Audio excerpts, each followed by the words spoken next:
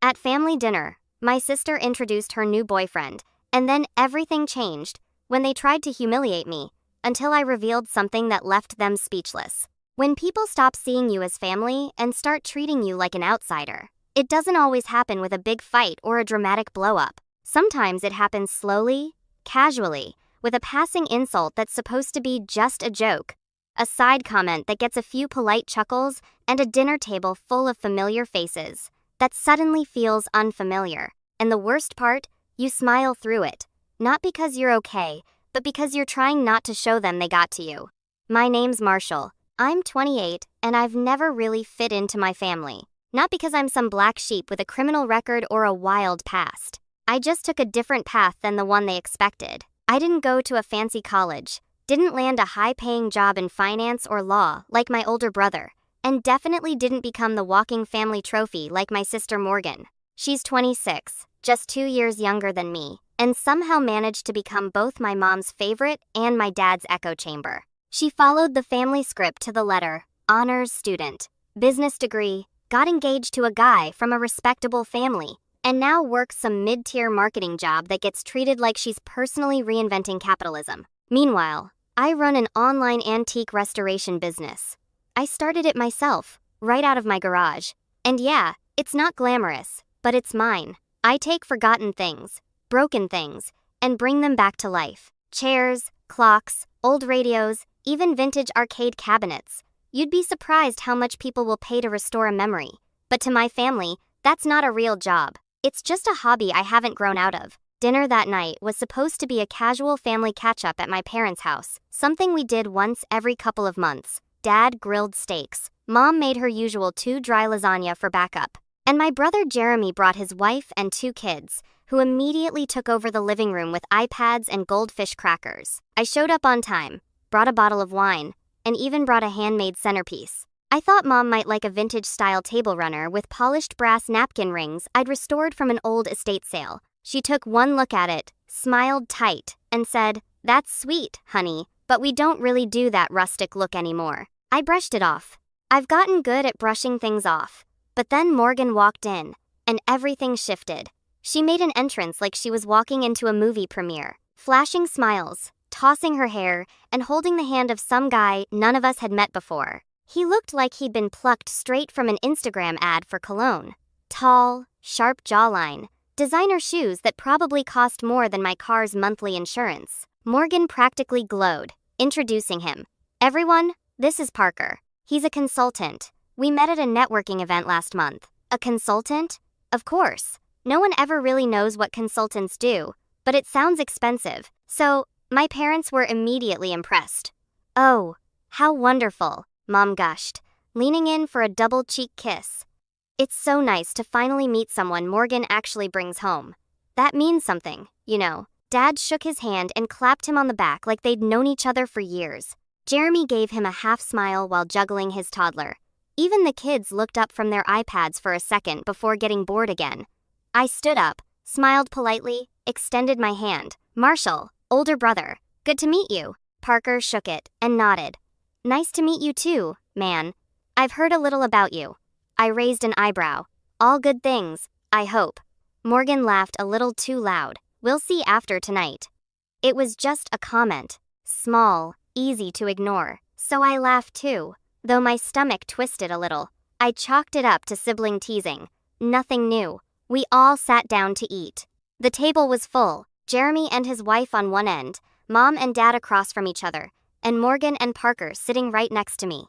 As we passed around dishes and tried to make polite conversation, I noticed something weird. Every time Parker said something, some casual story about flying to Chicago for a client meeting or some book he was in the middle of writing, because apparently everyone writes a book now, the family would light up, laugh, ask questions, engage. When I chimed in with a comment about a restoration I was working on for a collector in upstate New York or a custom job I did for a film set, there'd be this pause like someone hit the mute button, then someone would redirect the conversation, ask Parker another question, or shift to Morgan's recent promotion. It was subtle, but not subtle enough to miss. I focused on my plate, chewing slower, saying less. I've learned to read the room still. Part of me held on to the hope that maybe, just maybe, I was imagining it. That hope vanished when Parker, halfway through dinner, turned to me and asked, "So, Marshall, what do you do for work?" I didn't even get a full breath in. Before I could speak, Mom cut in with a tight smile. "Oh, don't ask him that, dear. He'll go on forever about it. You don't want to hear about rust and paint and tools." Everyone chuckled. Jeremy gave a low snort. "Unless you're looking for a new coffee table from 1974, then maybe." Morgan, without missing a beat, sipped her wine and said, "Maybe lie this time so you don't sound so pathetic. Just say you're in design or something." I froze. The room laughed again quietly, like they knew it was mean, but figured it was all in good fun. Parker looked uncomfortable, but not enough to say anything. My hands tightened under the table. I looked around, waiting for someone, anyone, to say it was too far to tell her to stop. No one did. I forced a smile, the same one I perfected over years of being the disappointment. "Sure," I said, my voice light. "Let's go with design. Sounds more mysterious." More chuckles. My dad cleared his throat and asked Parker something about the stock market. Just like that, I was erased again, but I wasn't really smiling. I was calculating. And while they all laughed and passed the garlic bread, none of them noticed the shift in my eyes, the flicker behind my smile, the slow, subtle breath I took as something inside me, something I'd kept quiet for far too long, finally stood up because this wasn't just dinner anymore. This was going to be the last time they laughed at me without consequence, and they didn't even see it coming. I didn't sleep much that night. I left dinner early, said I had a client meeting in the morning, and drove around the city for an hour with the windows down and no music playing. Just thinking, letting the words repeat in my head like they were stuck on some broken record. Maybe lie this time so you don't sound so pathetic. I'd been called a lot of things over the years. Too quiet, too sensitive, a dreamer, weird, even disappointment. Once though, my mom never actually said it out loud. She just said she wished I was more like Morgan, or more stable like Jeremy. Which, let's be honest, is just the polite way of saying, "You're not what I wanted." But that night, that was new. That was direct. That was humiliating. And what burned the most wasn't just Morgan's comment. It wasn't even that everyone laughed like she was hosting open mic night. What really got to me was how normal it felt to them. How casual. Like that was just my role now. The guy at the table they could dunk on to make themselves feel better. I started to replay all the little moments from the past few years. The holidays where they'd forget to mention the change dinner time.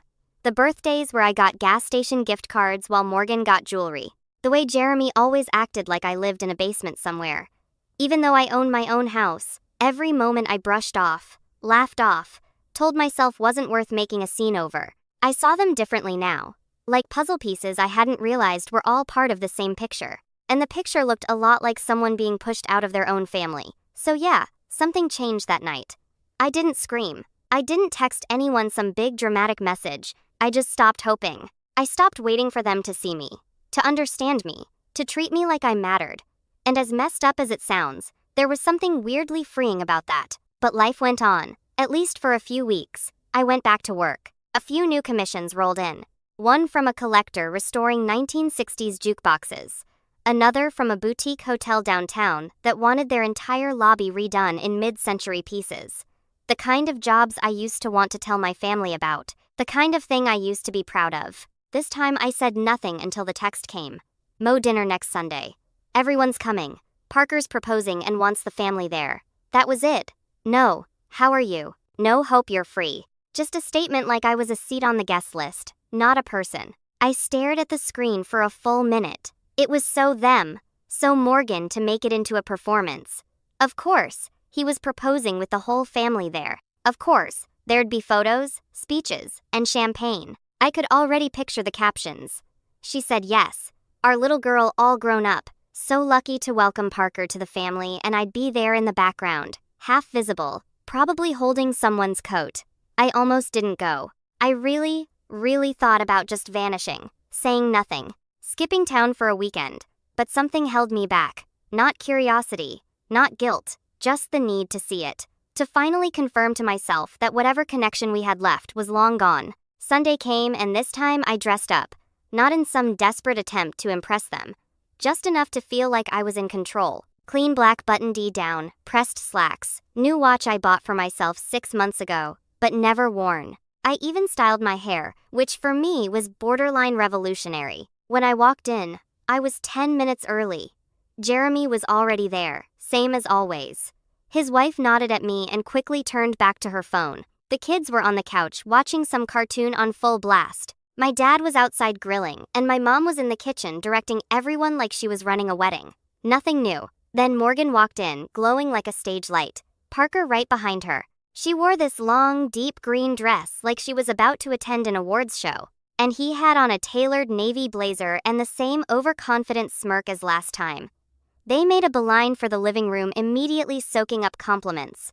I watched it all from the side. I didn't even try to insert myself. Dinner started awkwardly, the usual small talk. Jeremy droned on about his company's new software rollout. Mom bragged about the flower arrangements she'd chosen. Dad kept trying to tell Parker how to grill the right way, and Parker laughed along, even though I could tell he had zero interest.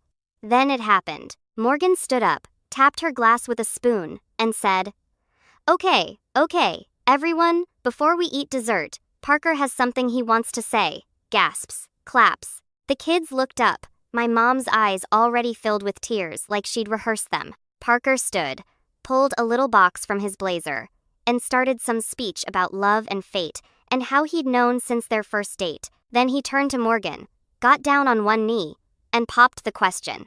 She squealed, said, "Yes." They kissed. Everyone exploded in cheers. Champagne popped.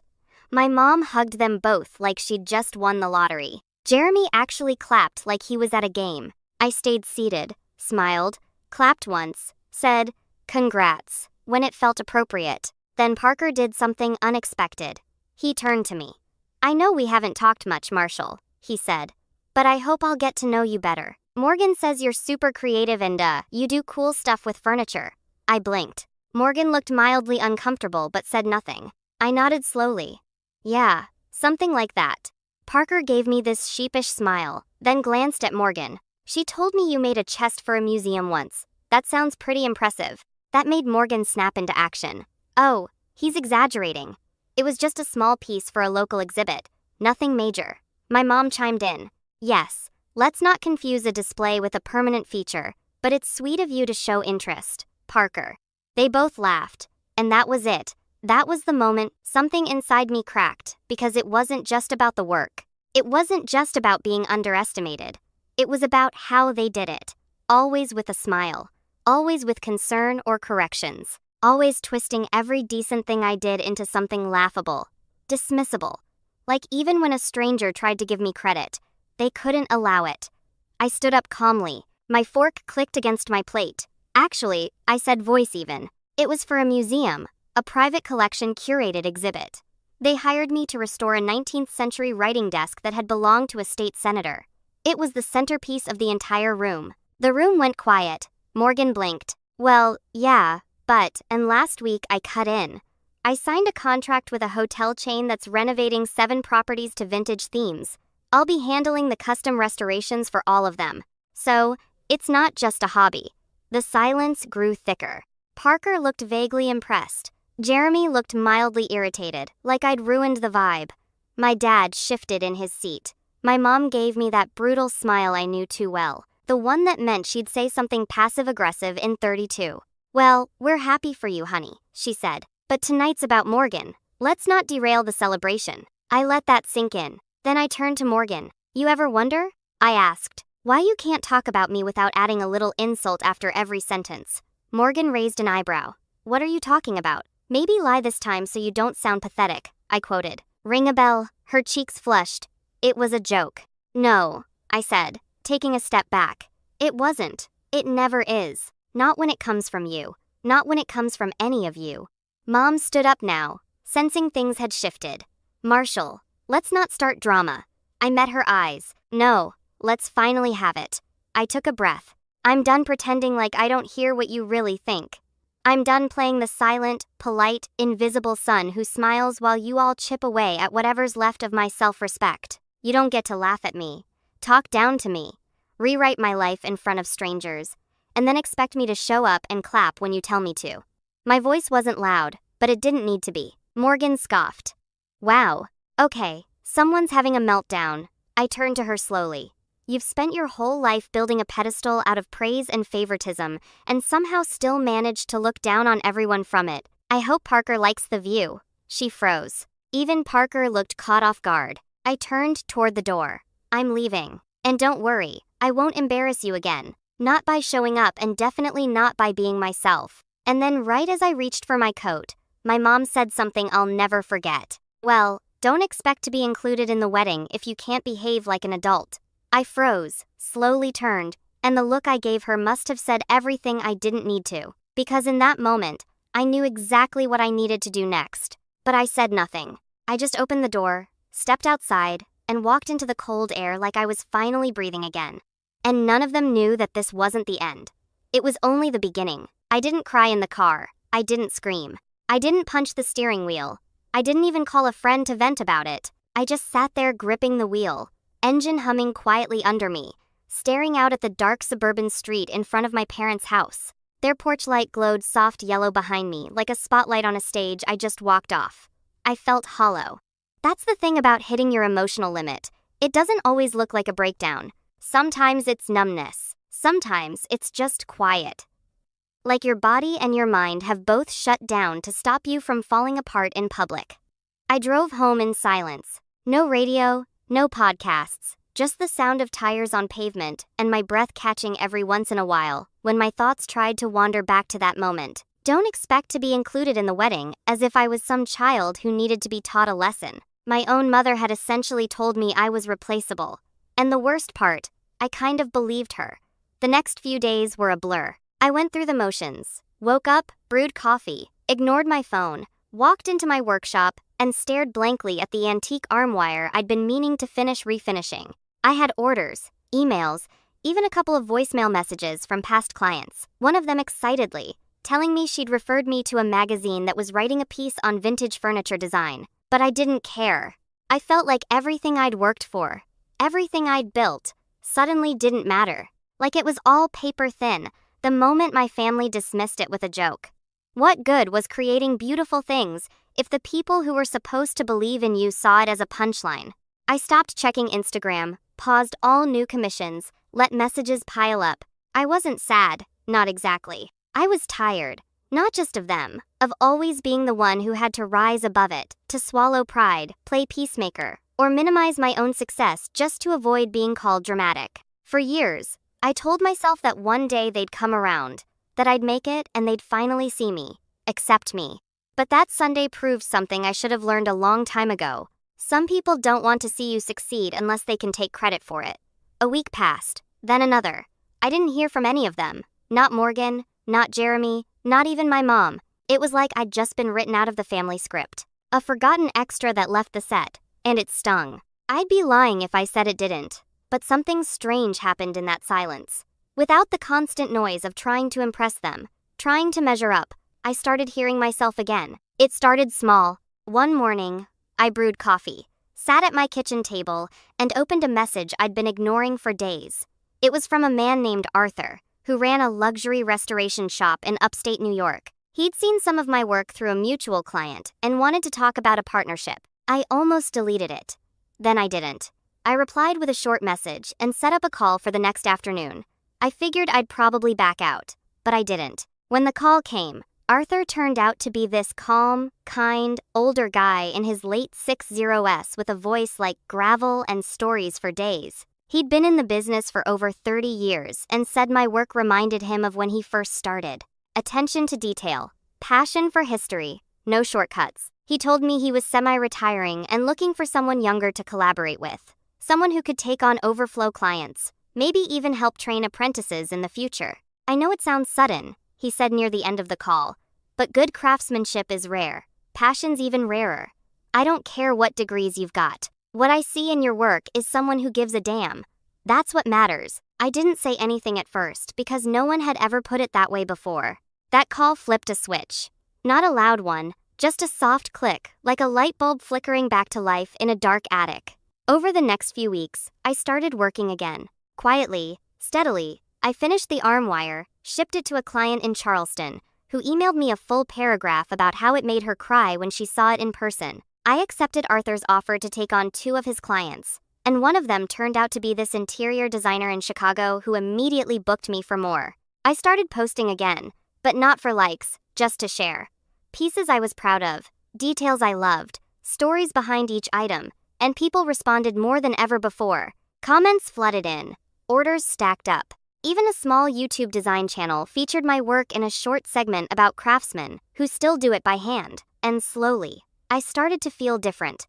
Not fixed, not invincible, just steady. There was a moment about a month after the dinner when I caught myself whistling while sanding down a mahogany tabletop. It was this little thing, barely even noticeable, but it stopped me cold because I couldn't remember the last time I'd done that. It wasn't until mid-April that I heard from Morgan again. She texted out of the blue. "Morgan, hey, wedding's June 10th, sending out official invites next week. Let me know if you're coming." That was it. No apology, no follow-up, no acknowledgement of what happened. Just a quick you in or out message, like she was RSVPing to a work event. I stared at the screen for a while, and then I did something I never thought I would. I didn't reply. Not right away, at least. Instead, I kept working. I finished a set of custom side tables, helped Arthur organize a workshop for young designers. I even spoke on a panel at a local design fair. Me, a guy who used to hate public speaking. People came up afterward, asked about my process, complimented my craftsmanship. No one laughed. No one cut me off. It felt real. About a week later, I got the official invitation in the mail. Cream envelope, gold lettering, big cursive names, Morgan and Parker. My name was printed at the bottom, Marshall Blake. No guest, no note, just the RSVP card and a list of expected attire and times. For a second, I almost tossed it. But then I had an idea. A small one. Quiet but sharp. That same week, I got a call from a producer at a well-known home and lifestyle channel. They were running a new series on small batch artisans and wanted to feature a few restoration experts. Someone had sent them my Instagram page. The producer was direct. "We love your aesthetic. It's rare, thoughtful, authentic. We think you'd be a great fit." We scheduled a video call. She asked me questions. I answered casually. At the end, she smiled and said, "You know, we're also shooting a segment on location at a big wedding this summer. Luxury venue, very old school. They're showcasing bespoke design elements throughout the space. Would you be interested in contributing?" I blinked. "A wedding?" She nodded. "Yep, furniture staging, floral stands, maybe a centerpiece or two. We put your name in the credits, could be good exposure." I asked for the date and location. She told me and I nearly laughed out loud. It was the same venue Morgan had listed on her invite. That was when everything came together. Not revenge, not spite, just clarity. Because for the first time in a long, long time, I finally held the pen and I had a story to write. I RSVP'd, yes. But I didn't tell them how I was coming. And I definitely didn't tell them why. To them, I was still the same joke from dinner. The brother. They could forget until it was time for a family photo. The one they'd cut out of the toast. The slideshow. The planning emails. But what they didn't know, what they never bothered to ask, was that while they were busy building a fantasy around Morgan's perfect day, I'd been quietly building something of my own, something solid, something they couldn't laugh away. And on June 10th, they were finally going to see it, whether they liked it or not. Most people think revenge is loud, that it comes with fireworks, shouting, public breakdowns, or explosive reveals that leave everyone gasping and whispering.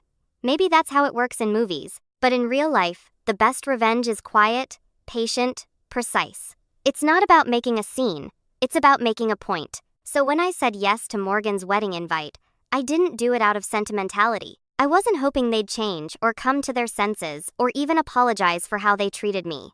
No, I was past all that. I accepted the invitation because I saw an opening, a beautiful, poetic opening. The same family that had spent years treating me like I was less than, irrelevant, a footnote in their shiny group photo was now hosting a high-profile event at a venue where I had just been invited to contribute behind the scenes for a national design series. They had no idea and I had no intention of telling them yet. The producer, Kendra, followed up with me 2 weeks later. She said the wedding venue had finalized their style brief. Vintage romantic with a modern flair. Think hand-carved wood, warm brass tones, floral accents. She asked if I could provide 2 centerpiece console tables, custom podiums for the ceremony, and if possible, a refurbished vintage love seat for the bridal photo area. I replied, "Absolutely." She responded 5 minutes later, "You're a lifesaver, and your work is stunning. We'll make sure your name is on everything." That message stayed open in my inbox for a while. I just kept rereading that line. Your name is on everything. They were filming an entire episode around this wedding. The production team would be at the venue for 3 days. Interviews, B-roll, prep, tear down, and my work would be there for every second of it. My tables, my detailing, my craftsmanship, and most importantly, my name, not just on a tag, in the credits, on screen, recognized. The next morning, I got to work harder than I had in months, maybe years. I didn't talk to anyone about it. I didn't post updates online. I didn't even tell Arthur, though he noticed my energy had shifted and gave me a quiet thumbs up when I finished sanding a cherrywood base in record time. There was something deeply satisfying about it, planning something in silence, not for applause, not for validation, just for me. Every morning, I brewed coffee, turned on my workshop lights, and laid out the plans. The centerpiece tables would be reclaimed oak polish to a mirror shine with carved floral motifs along the legs. The podiums would be a dark walnut, smooth and angular, traditional but bold. And the love seat, that was my favorite piece. I found it at an estate sale outside of town. A 1930s French-style couch with a cracked frame and torn velvet. Everyone else walked past it like it was garbage. I saw a masterpiece hiding under the dust. 3 weeks later, it looked like something out of a luxury catalog. Deep green velvet reupholstered by hand, ornate legs I carved and stained myself, brass detailing along the backrest. It wasn't just a piece of furniture. It was a statement. I imagined Morgan sitting on it for her bridal portraits and I smiled. 2 weeks before the wedding, I got an unexpected call. Kendra again. "Hey, Marshall," she said, upbeat as always. "So, bit of an update. We'd love to film a short segment with you on location. Just a 2-minute interview about your process and inspiration. Would you be okay with that?" My throat went dry. This was bigger than I'd expected. Yeah, I said, trying not to sound too eager. "That's totally fine." "Awesome," she replied. "We'll film it on Friday morning before setup. Super casual. Just you, your pieces, and a bit of backstory. People love to see the human side of craftsmanship." I hung up and stood there in the middle of my shop, heart racing. This wasn't just a background credit anymore. This was a full feature segment, a spotlight, and it was happening at my sister's wedding. I thought about telling someone. Not my family, obviously, but maybe a friend or Arthur or this one client I'd become friends with over email, who always asked about my work. But something told me to wait, to keep it mine, let the reveal happen naturally. If my family had taught me anything, it was how to stay quiet while people talked over you. Now, I was using that silence as cover. The day before the wedding, I arrived at the venue with my van packed to the ceiling. I'd wrapped every table, every podium, every corner of that love seat in layers of fabric and foam. No detail left unguarded. The venue was stunning. A lakeside estate turned event space. All sprawling green lawns and tall hedges with stone terraces and high ceilings inside. Picture perfect. The production crew was already there, busy with camera gear and lights. I parked near the back, unloaded, and started setting up while the planner barked orders at florists and caterers. "Are you Marshall?" one of the producers asked, clipboard in hand. I nodded. She smiled. Kendra said, "You're the one to watch. They'll film your interview around 11 a.m. tomorrow. Just be ready." Absolutely. I found my assigned spaces and carefully staged the pieces. The tables flanked the main entry to the ceremony area, dressed with floral arrangements that still smelled like morning dew. The podium stood by the altar where Parker would make his vows, and the love seat, the love seat, was placed under a floral arch, front and center in the reception hall, surrounded by soft lights for photo ops. It looked like something out of a wedding magazine, and it was all mine. I stayed late, pretending to double-check measurements. But mostly, I just wanted to be alone with the space to watch how people reacted to my work without knowing it was mine. The planner passed by and paused. "These tables are gorgeous," she murmured to herself. One of the camera guys nodded. "It's all custom. The guy's legit." Finally, something not made in a warehouse. I stood off to the side, arms crossed, heart quietly thudding. I didn't step in, didn't say a word because they'd know soon enough. The morning of the wedding, I arrived early in a clean suit and polished shoes. No over-the-top flair, just enough to blend in. I had a lanyard from the production crew with my name on it, Marshall Blake, artisan, and a time slot for the interview. It felt surreal. I walked past the reception space and spotted my love seat already being used. A group of guests were snapping photos on it, laughing, smiling. None of them knew I'd built it from splinters and rot. I found Kendra by the camera crew and waved. "Perfect timing," she said, leading me to a corner where they'd set up soft lighting and a stool. "We'll start rolling in 5. Just speak from the heart." I did. The interview flowed.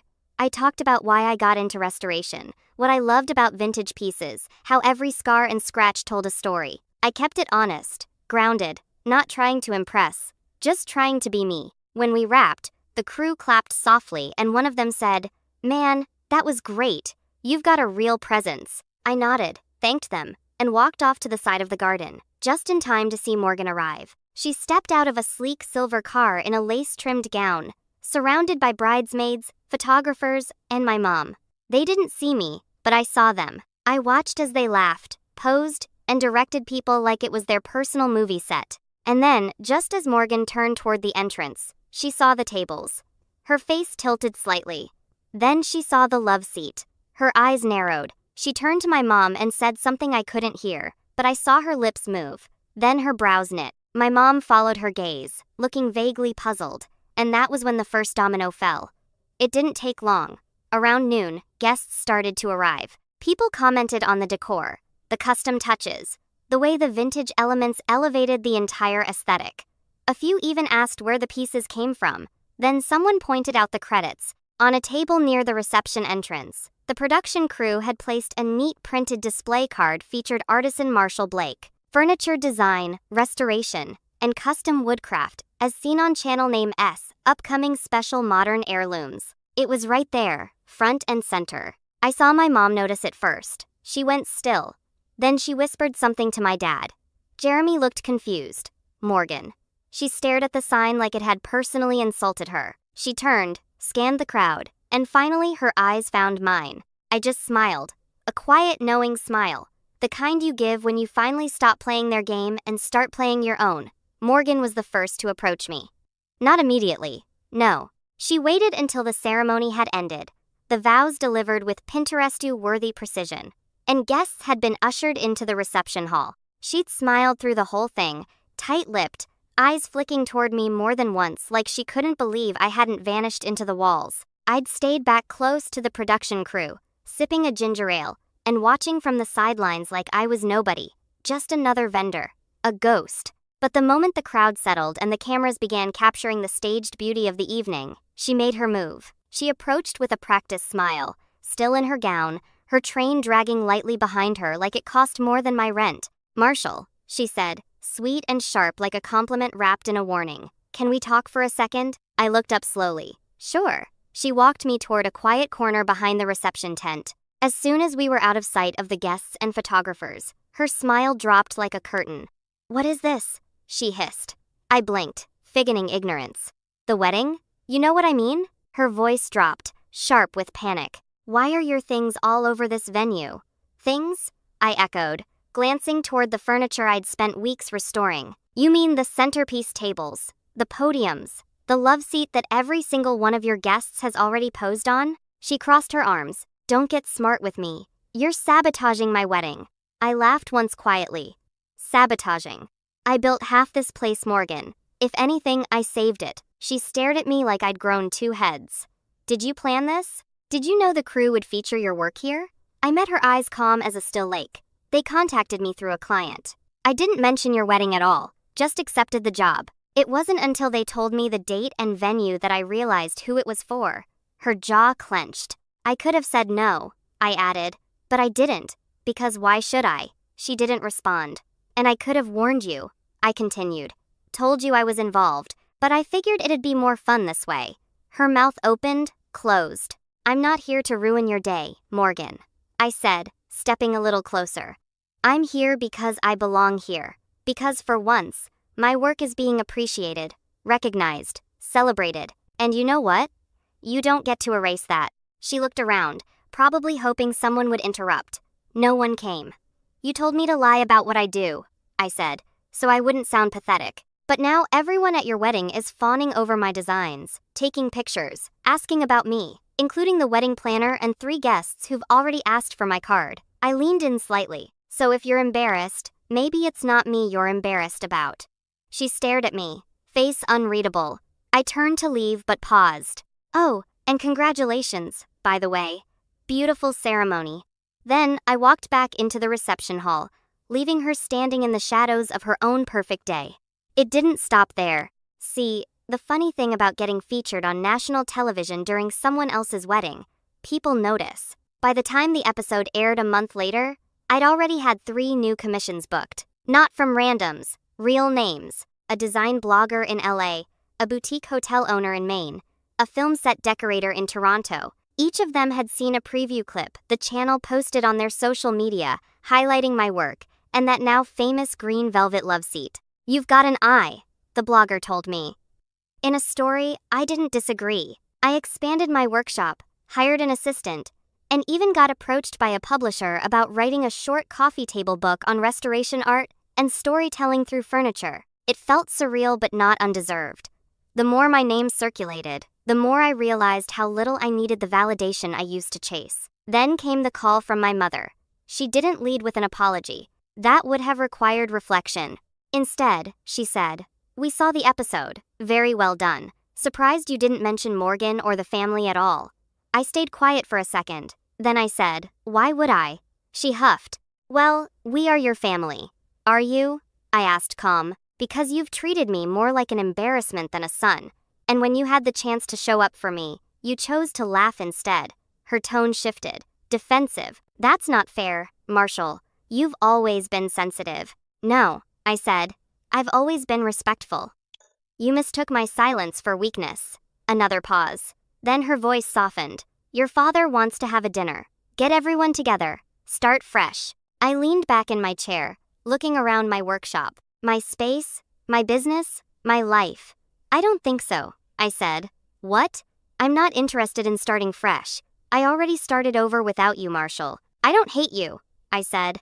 "But I'm not going to keep setting myself on fire just to keep everyone else warm."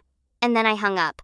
The fallout hit slowly. Jeremy texted once some half-hearted message about being impressed, followed by a joke about finally doing something useful. I didn't respond. His wife tagged me on Instagram with a caption like she'd always believed in me. I removed the tag. As for Morgan, radio silence, but word travels. A mutual friend told me her wedding video had been delayed because the couple didn't want to include too much footage of the non-approved furniture. But it was too late.